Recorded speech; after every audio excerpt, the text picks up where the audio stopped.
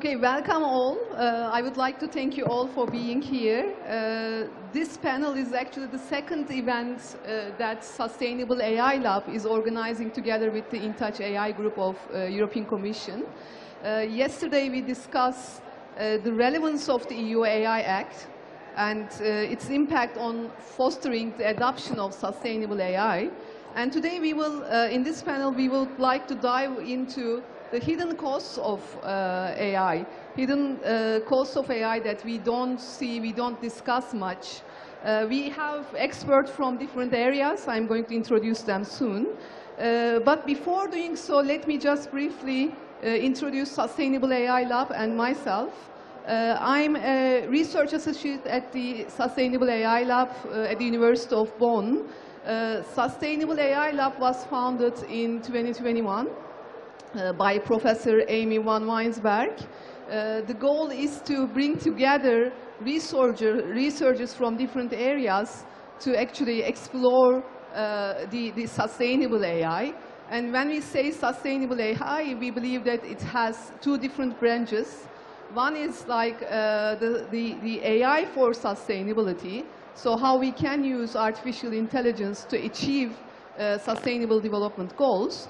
And the second branch is more about the sustainability of AI systems themselves. And that, I would say, is the major, the main contribution of this lab as well. And we investigate both branches to fully understand the benefits, but on the other hand, risks of artificial intelligence. So let me just start the panel.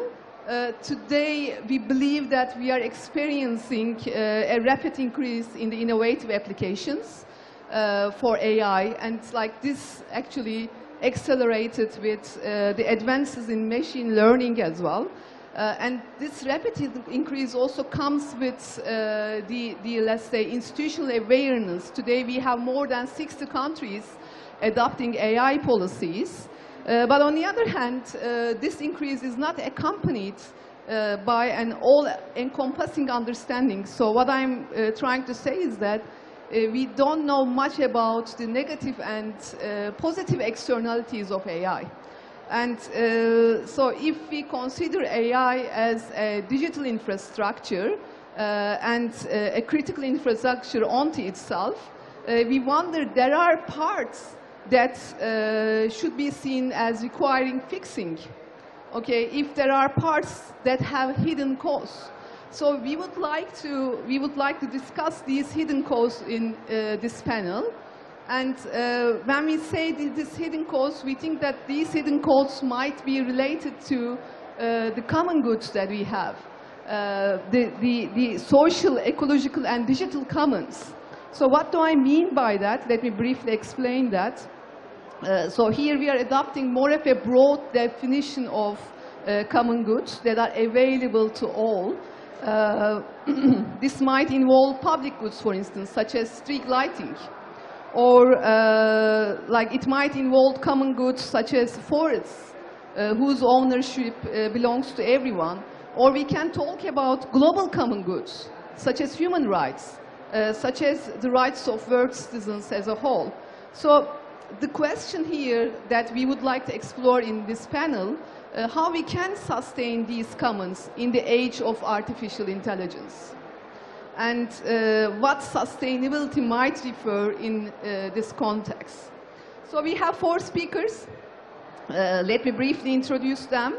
Hasselbalch is a senior expert on AI ethics, and she's a co-leader of the InTouchAI group.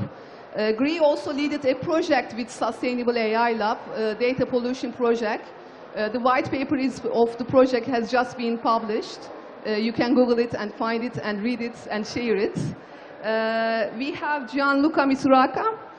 Gianluca is also from InTouchAI group, and he is the team leader and senior expert in technology diplomacy. Our third speaker is Elham Youssefian. Elham is she's Inclusive Humanitarian Action and Disaster Risk Reduction Advisor and works in International Disability Alliance. And last but not least, we have Irakli Sabekia. Irakli is a designer and artistic researcher. Irakli was also the first artist in residence at the Sustainable AI Lab. So in the lab, we also involve artists as part of this research, Sustainable AI research. So I would like to start the discussion with some questions. And our speakers each have 5 minutes to respond this in the first round.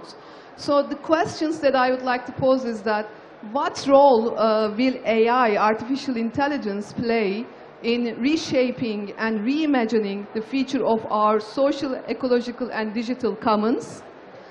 What are the risks to our commons? What are the new opportunities artificial intelligence can open? And how do we balance these two? And overall, to wrap them all together, I would like to ask you, considering these different aspects, what are the hidden costs of AI in your perspective? So I would like to give the floor first to Gray.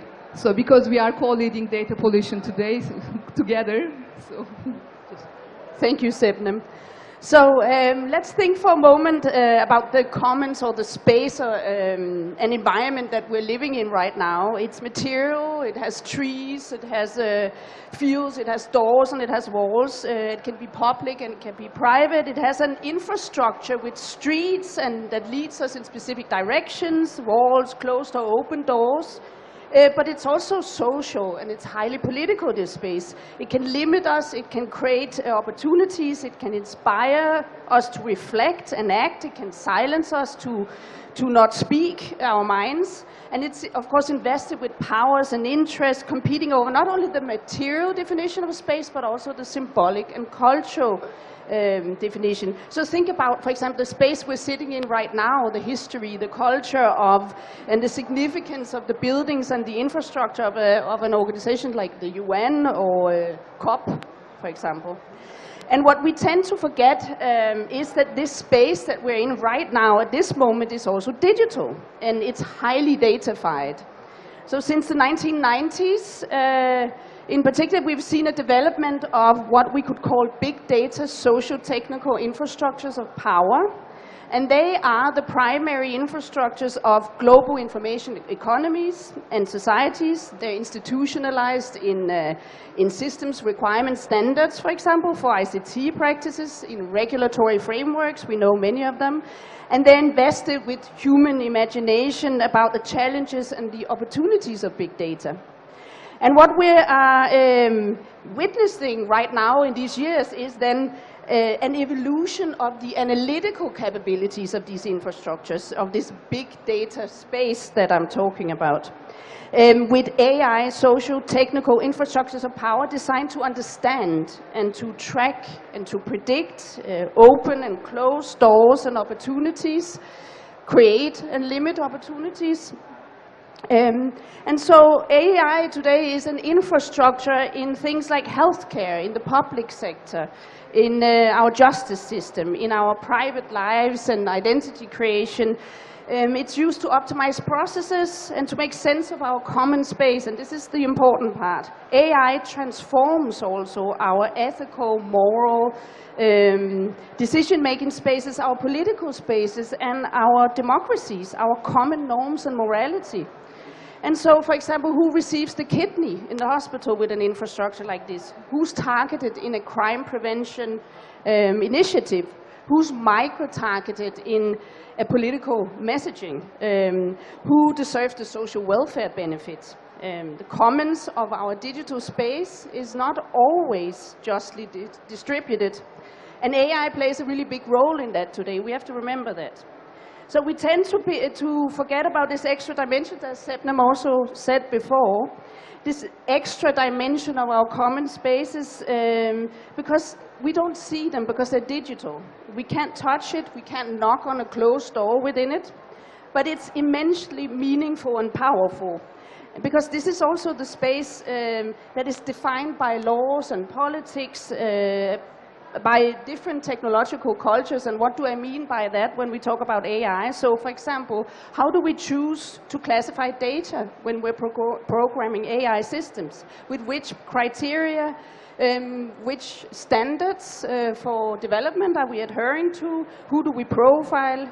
Who are we protecting? When we talk about risk mitigation strategies for AI, who are we protecting? Are we protecting the interests of the enterprises, of the citizens, or the interest of the environment?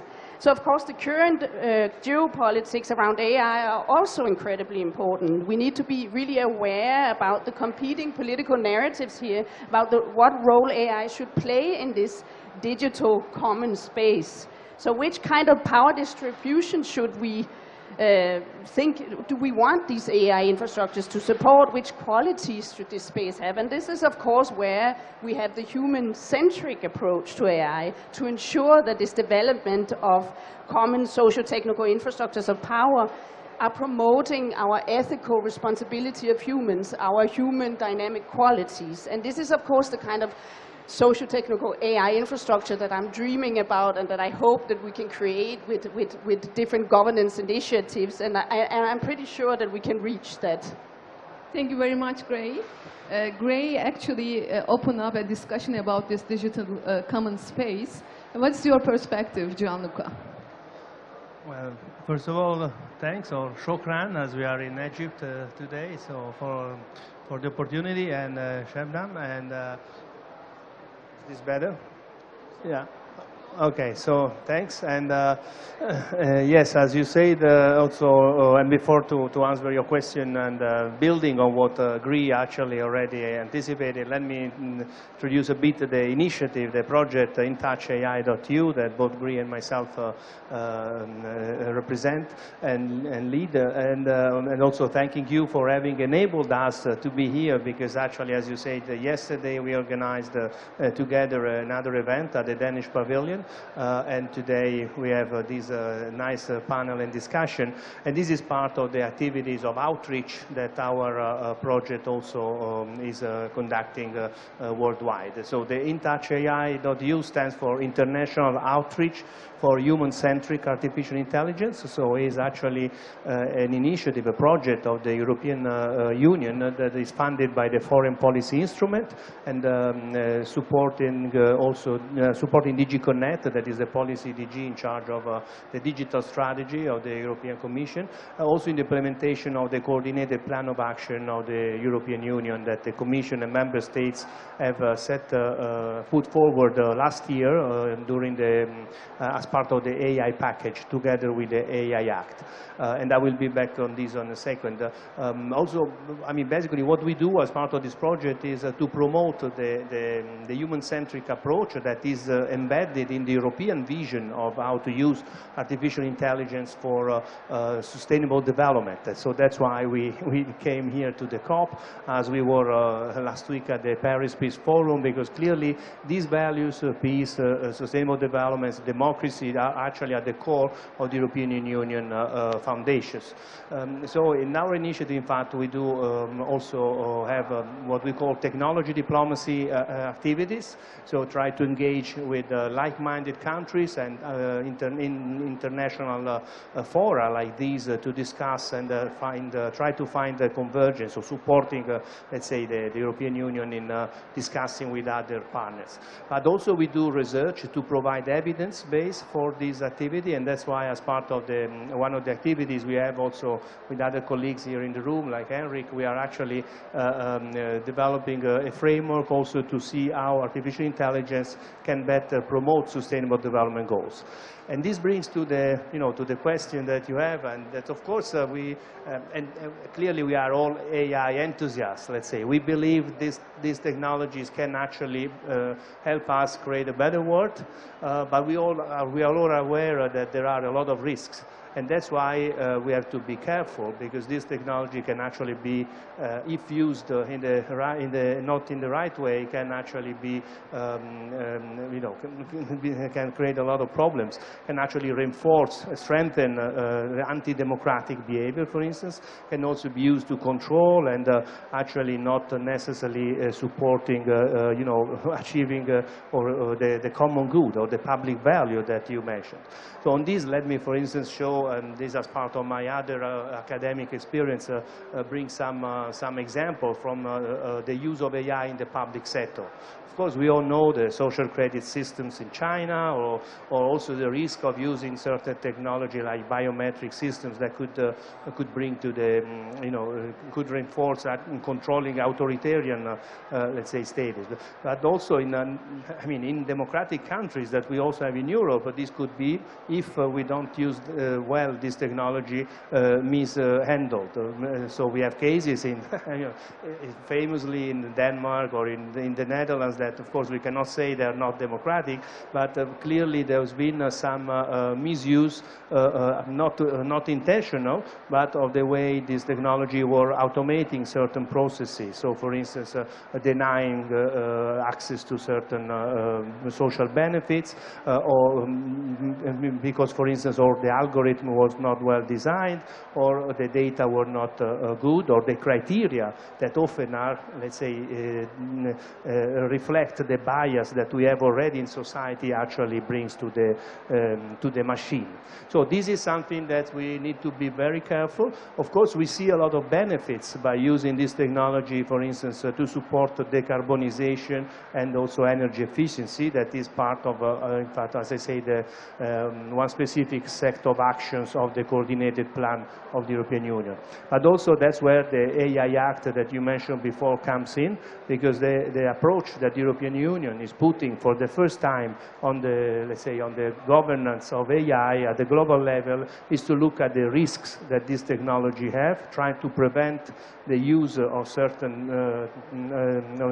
certain uses of these technologies, and try to assess and anticipate ex ante possible negative consequences. So that's why there's not an intention to regulate these kind of technologies, but rather regulate the use of these technologies when this is exactly not helping us achieving the common good, as you were saying. Thank you very much, Gianluca. Gianluca mentioned about the risks and benefits at the same time. And I would like to give the floor to Elham now. So Elham, what are the hidden costs of AI in your perspective?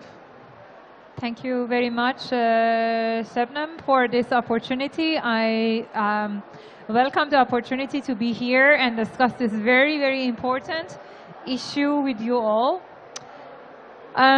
I want to start by sharing a reality which is unfortunate, but reality, which is so far any technology that has been started to be used and has been adopted and innovated by human beings has been designed based on requirements, needs, and features of the mainstream population, which means the mainstream or the dominant race, the dominant sex or gender, the dominant sexual orientation, persons without disabilities, those with like middle-aged people, which means that like so far, whatever technology that has been adopted or has been innovated, any solution that has been adopted for human problems has been for the mainstream population, those who are not black, not disabled, not young, not old, not LGBTQI community, not from ethnic minority, not indigenous. All solutions has been for the mainstream. So it's not surprising that the artificial intelligence, despite all the efforts, still reflects that. And that's the risk. That's the risk of excluding those who are often being left behind. This happened to the other parts of the technology before, when we were, for example, inventing the computer systems, the smartphones, all the systems that we are using right now for operation that has not been accessible for different groups, has not been inclusive of different groups' needs. And then we had to do a lot of advocacy to make them accessible, make them inclusive. And again, we are here together to ask that this does not happen for artificial intelligence. So we are not against artificial intelligence. We are against excluding not human rights-based, not inclusive artificial intelligence. So let me give you just one concrete example. We heard about like one of these technologies will be adjusting the temperature so that we like reduce energy consumption. But that's who is the criteria? What is the criteria to measure what is the right temperature? What is the criteria to measure what is the right level of light? For some people, a certain level of light would be enough. For those who are partially sighted, certain level of light would not be enough.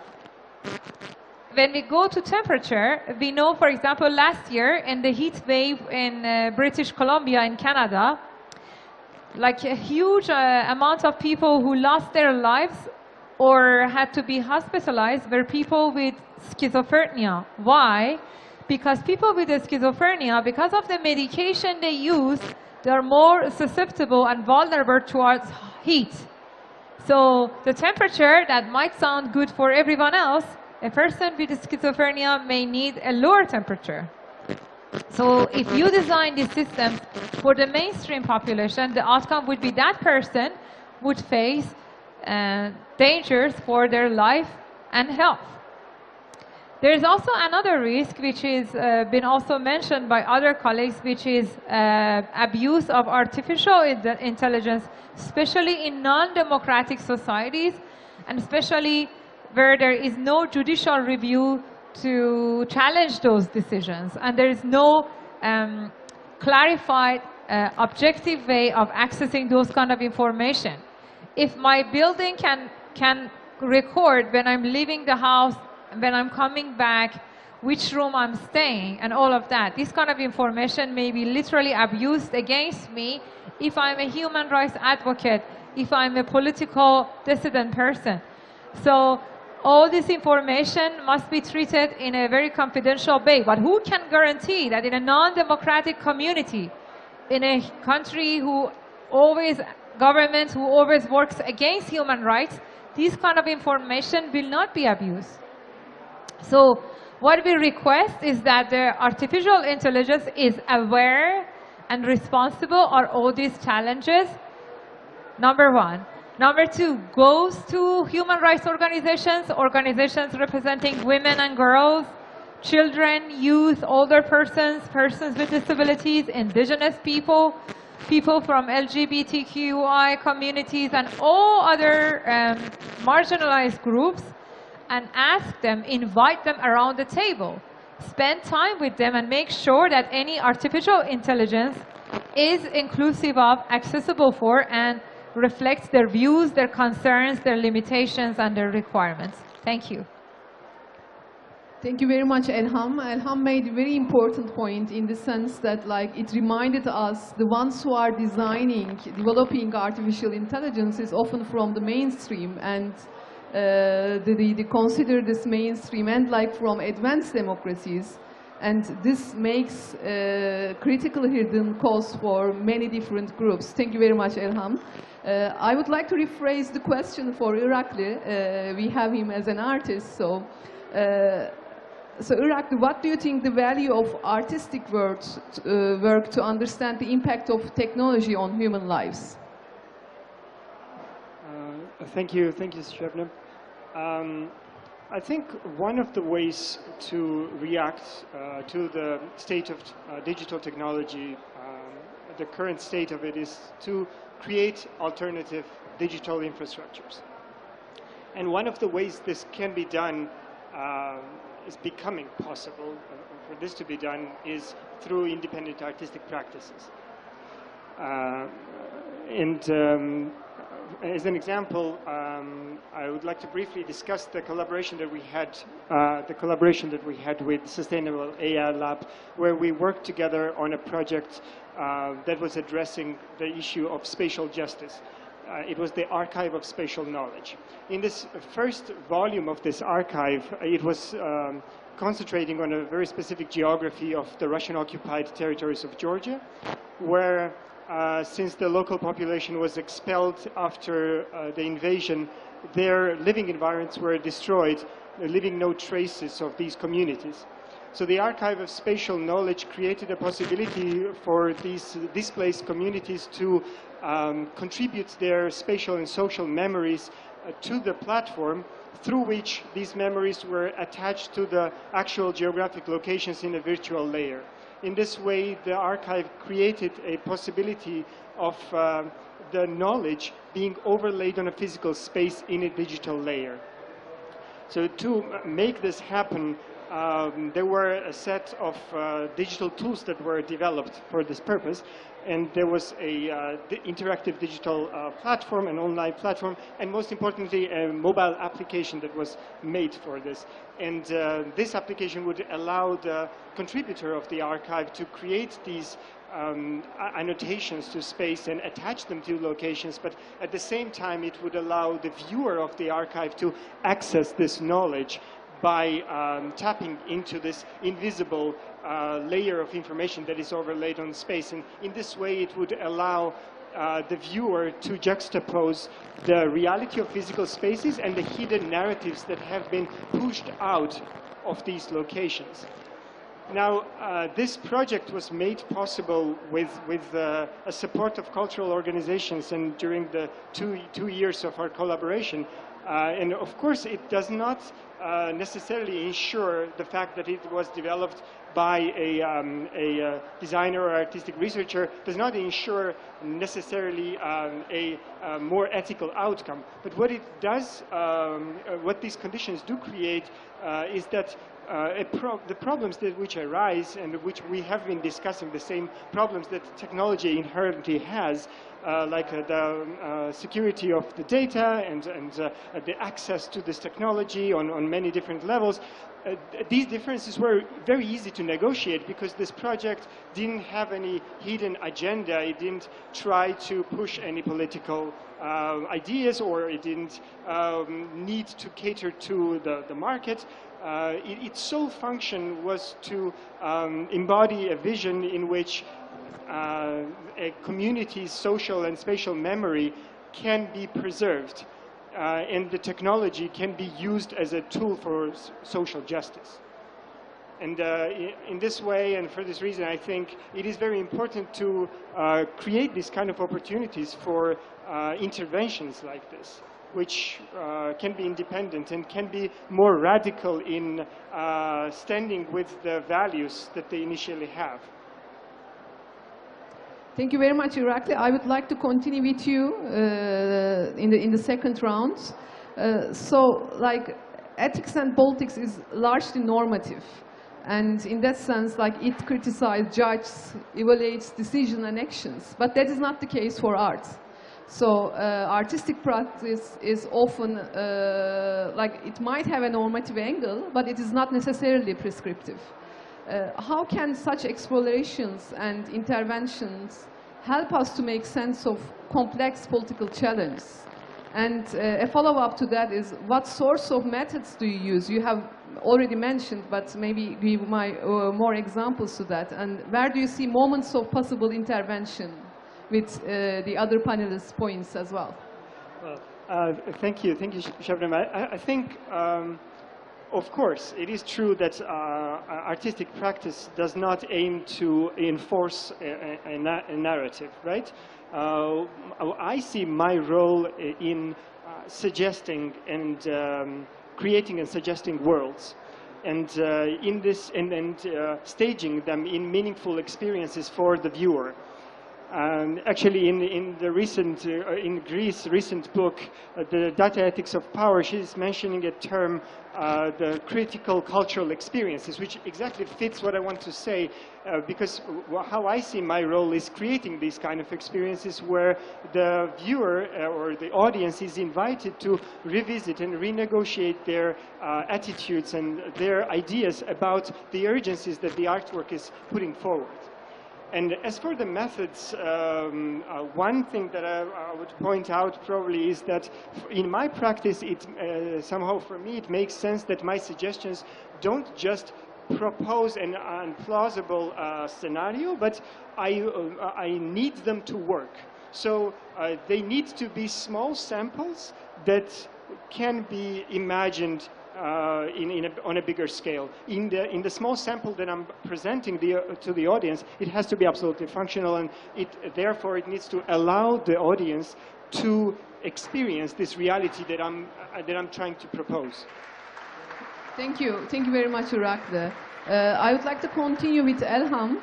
Elham, how, if at all, are consideration for persons with disabilities factored into these debates over sustainability of AI? Well, And what kind of opportunities, threats, you have already mentioned, but could you also give some more examples, and how could this expand our conception of sustainable AI? Thank you, Sebnem. Well, I did mention that already about the experiences of persons with disabilities. Well, the United Nations Special Rapporteur on Rights of Persons with Disabilities actually published his report in 2021 on artificial intelligence and rights of persons with disabilities. So in that report, he's actually articulating how these artificial intelligence technologies can actually undermine rights of persons with disabilities, or quite the opposite, can actually elevate rights of persons with disabilities. So it's a double-edged sword, as they call it.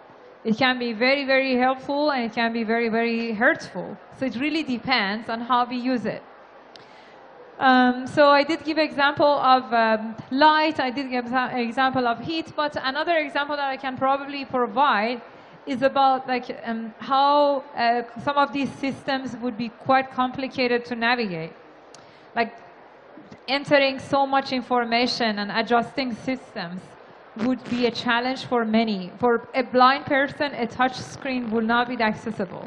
For a person with intellectual disability, such screen or such system where you have to enter tons of information, or you have tons of options. Like, you know, our artificial intelligence colleagues may tell me, oh, we're going to anticipate all these features so you can enter your requirements and then it can be adjusted to your situation. Then my answer would be such systems are always very difficult to navigate. So you need to make sure that if such systems exist, they are quite easy to access, very accessible format. In terms of digital accessibility, in terms of being understandable in a plain language, so everybody with different levels of literacy can also access it, also persons with intellectual disabilities.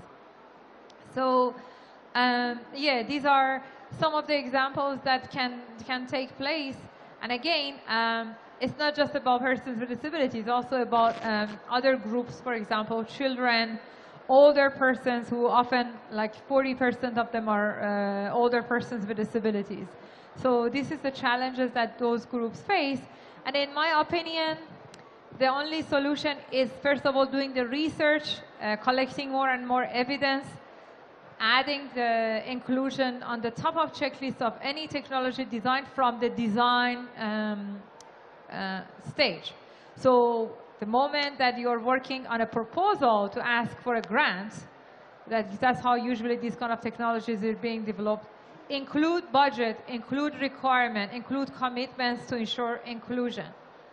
And then in the research team, include human rights activists, include disability rights advocates, so they sit with you around the table. Make sure that in the testing level, you're in the people who are testing and giving feedback are diverse. and reflect the whole society in its diversity. And of course, may be conscious of non-democratic societies, always be conscious and sensitive to human rights violations. That's all like the solutions that I can suggest. Thank you. Thank you very much, Elham. Just a follow-up question to that. What role do you think international organizations can play in mitigating these problems that you have mentioned? One role is the role that I'm right now playing here, to come and share. So that's what we are doing. Happy to do more. So if you think that this conversation can continue anywhere else, not just to me, to our women human rights advocates, to youth advocates, reach out, invite, organize roundtables. So the first role that we can play is to raise the message, to talk about it, which we are doing, and as long as the space is available, we are happy to do it. And we can provide technical support. We can suggest you and connect you with those who can sit with you around those tables. We can help with the monitoring. We can organize consultations when you can hear from different groups directly about what are the challenges that they're facing. We can do more. We can sit with you and discuss and see what we can do, like in terms of and of course, one more thing that we can do is to ask donors, funders who are funding these kind of projects, to also remind you, those who are implementing these projects, hey, please make sure to be inclusive. Please make sure to be accessible. Please make sure to be participatory. So these are what I can think our role could be. Thank you very much, Elham. I would like to continue with Gianluca. Gianluca, in all these debates, can we say that European Union is pursuing a sustainable policy broadly defined? And what do you think are the achievements and limitations in this process? Well, let me first, link it to what Elham was saying, because it's very important to have these kind of debates and to state clearly what are the benefits, but also the risks of using this technology and trying to find solutions together at the global level, because these issues, as we all know, have no borders, no? So we have to really engage in a debate that is international. That's why our initiative, our project is actually trying to promote a platform for this discussion. For instance, it's not because we like to travel, but at a certain point it's also, let's say, tiring. But tomorrow, for instance, actually tonight, we are flying to Rome, where we will be engaged also in the next few days in several events. For instance, an international forum on digital and democracy, where in fact the focus of AI and the rule of law is central to the debate. And also, of course, we will have some specific discussion where, the debate is often polarized towards the AI Act, so the regulatory aspects of this. That is clearly where the European Union is trying to be leading and setting, a golden standard, as it was de facto for the GDPR, for the Global Data Protection Regulation.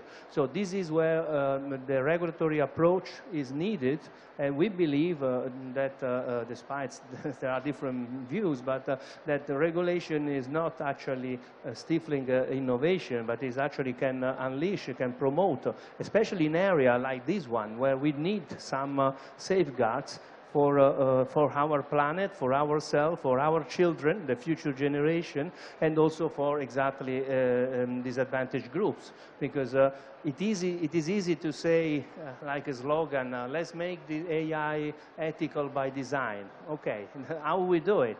How we make it responsible and trustworthy? Because unfortunately, she is right, saying that this technology are generating often discrimination by default. So that's where we have to intervene. The European Union is actually taking the lead on this, because of the values and the principles that are underpinning the construction of the Union.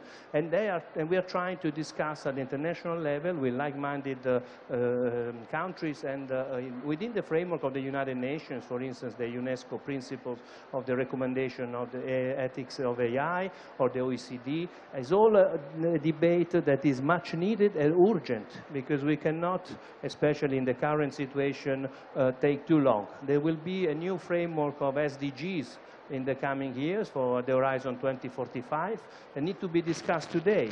There is the Global Digital Compact that has to be set up at the UN level. So we have to be really there promoting, as in fact, very loudly, the principles that we want to have for the future generation. Just conclude saying that I like very much the title of this session, Reimagining the Common Goods. Also, in fact, this conference we are going tomorrow is organized by in partnership also with another organization I have the pleasure to work with, that is Reimagine Europa. And they are actually exactly trying to promote in Europe and outside Europe also the vision that was of the founding fathers of the EU. So, I mean, in short, the answer is yes. Europe is trying to, and it is actually often in this field walking the talk. We have countries and also the industry, European industry is vanguard, I would say, in this worldwide, and that's why we are trying to promote this at the international level. Thank you very much, Gianluca. So now I would like to pass to Gri. And Gri, you were talking about the commons, digital commons that we have. So I will come back to that discussion. Presumably, not all commons are not equally protected and equally valued. And we have been just discussing about that as well, I think. What do you think, who gains, who benefits, and like who loses? So what are maybe the injustices that are emerging in this sense? Yes, well, that's a very big question, but generally, I mean, I mentioned a little bit before the kind of the big data mindsets of the 1990s and that kind of development that was driven by this kind of desire to datafy everything and then at the same time make everything easy and optimize processes. And I mean, Elham mentioned the mainstream. We design technologies for mainstream. Irakli has mentioned, talked about, you know, the need to have these spaces that are more critical and that where we are interacting with technologies in a critical way, and technologies are supporting us and supporting the human role in a dynamic way rather than positioning us and controlling us. And now Gianluca mentioning the human-centric approach of the EU and how this is being supported as a very particular thing in the geopolitics of the world. And that makes me kind of think, you know, we very often when we talk about the human-centric approach, we say, okay, what is that? Is it about just humans in general, and is it about individual rights?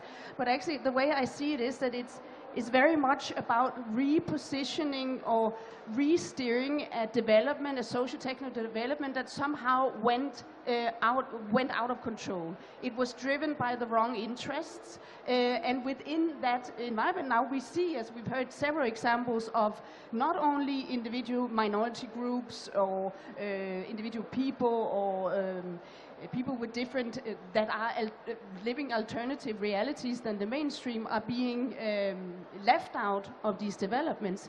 We also see it on a global level. We see a kind of global injustice taking place where AI developments are benefiting right now, mostly you could say countries, Western countries, while we see also very often we have other regions in the world, developing countries, where are trying to catch up by developing AI technologies, but are dependent on, for example, cloud infrastructures of big tech actors, or are depending in certain ways, so there's no way to catch up on that development. So we see different injustices, not only among minority groups, but also on a global level.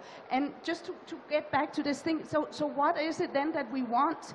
I mean, the human-centric approach should then consider, we should think of it as a kind of an approach that builds these critical infrastructures where humans, the dynamic qualities of humanity, the open qualities, the inclusive qualities that also the Universal Declaration of Human Rights were built on, this inclusive idea that there's actually, humanity is not just one thing, humans are not just one thing, we are actually a very multiple people in multiple cultures, multiple capacities, we're not just one thing, and the reason why the human-centric approach is so important is this particular reason, because if we do not re-steer this development in a human-centric way, in this open, inclusive way, then we end up having this standardized mainstream where people are being discriminated against if they do not fit into the category, or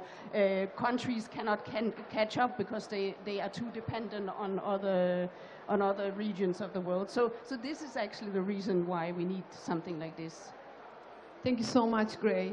So we have time for questions from the audience, but if there are any. If not, I would like to go back to my panelists and to take like one last word, one minute for just, would you like to add something after all these discussions to what we have discussed already? And like maybe you can also elaborate on what sustainability now means in all these contexts after discussing all things. Maybe we start with Irakli this time. Well, thanks. I think just to conclude from my side on a positive note, for me it's very exciting to see the scientists and the academics and artistic practices having this very natural overlap of trajectories where we are addressing the same issues, and which intuitively for me means that we see the same urgencies, we feel the same urgencies, and there is a lot to be learned from our different approaches, and this is very enriching, and yeah, it's a great experience. So I'm really positive about the collaboration. Yeah, that's my word. Thank you. Elham? Yes, thank you very much. What I would say is that for other rounds or generations of technology, is it mine? No. We missed the opportunity to be inclusive from the outset. And then we had to address the accessibility and inclusivity challenges afterwards. So what I would suggest that hopefully with these conversations happening and with the sensitivity that our colleague just shared that is already existing at EU level and other levels, hopefully this one would break that cycle, and hopefully on artificial intelligence we will have a sustainable, inclusive artificial intelligence being used to save the planet and as a decarbonizing means. I mean, I just offer support from our side, and I'm sure all other like-minded human rights advocates representing other groups that I just mentioned will echo my message. Hopefully this time we can get the things right from the beginning. Thank you. Thank you so much. Gianluca? So let me, I mean, when I arrived here on Sunday night at our hotel, there was a big sign, 2023. So they're already preparing for Christmas, end of the year. So next door we have the Emirates Pavilion. So the next COP28 will be in Dubai, and so there are already preparations. And I'm a futurist, so I've been working many years also in the institutions, looking at the future, making scenario, and recently also I had the opportunity to contribute to the strategic foresight report that the European Union does now every year under the leadership of Vice President Maroš Šefčovič. That is actually setting the foundation for what we call the twin transition. So the digital and the green transition, they have to go hand in hand. Now, of course, when we see the COP in general and all the discussion on the climate change, I remember I was a junior consultant when I started 25 5 years ago working with the Kyoto protocols and all these. So I think we are sometimes missing the sense of urgency that we really need to, and our children and the future generation deserve that we are actually moving a bit faster on this, because otherwise we won't get to 2050 in a sustainable manner. So I think we really need to make sure that when we discuss about these, you know, the challenges of the sustainable development, we don't just miss the train again. And we also have to consider that sustainable development is exactly not only the environmental aspect, but also the social political consequences that it has connected to it. So I think it's more a call for action. Let's say, let's make sure that we don't just discuss at the COP28 the same thing we've been discussing the last 20 years. And AI is actually giving us an opportunity, exactly because it's so dangerous. We cannot wait too long to intervene. And that's where policymakers need to, in fact, be, let's say, careful, and because the decision they will take today will affect the future generation. Thank you so much. Gray, you have the last words. Yes. So let me stop on end on a kind of positive note. I mean, I've been in this field in terms of internet governance, digitalization of societies for the last 2 decades. I've seen the discussions on social media moving on to data protection, now on AI. And I mean, we are having the same conversations now that we've had for many, many years, and we've had the same concerns from the beginning of when we started datafying, digitalizing, and now alienizing, if we can call it that, alienizing our societies. The thing that has changed, though, is that while it was incredibly difficult to get things like human rights, sustainability, the core common good, and these values on the political agenda like 10 years ago, then today you cannot walk into a debate without having this on the agenda. And I think that's an incredibly important momentum that we have to try to build on. The only thing that I'm worried about is then who will then colonize this debate now? Are we in, and that's probably also following up very much, and I just want to support everything that Elham has said today about including the people that are actually most exposed to some of the damages and the risks of AI technologies if it's not been done in the right way. So the only thing that I'm missing now is in addition to having the conversations about the trustworthiness and the risks of AI and the human rights and the need to have a human rights-based approach, we have to make sure that it's the right people that are setting the right that are setting the agenda. More open power dynamics. Thank you so much, Gray. I think these are very important last words. And I would like to say also, to finish the discussion as well, yesterday I was trying to say this, like, we didn't know these hidden costs after the Industrial Revolution. But now we know these costs. We have been through here. And so with this new technological development, I can say that like, we can be much more prepared than before to face these challenges before they happen, or before they start to affect our lives more and more. So we will continue to research on these at Sustainable AI Lab at the University of Bonn, the benefits and risks of AI at the same time. I would like to thank you, our panelists, for being here today, and to the audience as well for being here. So thank you.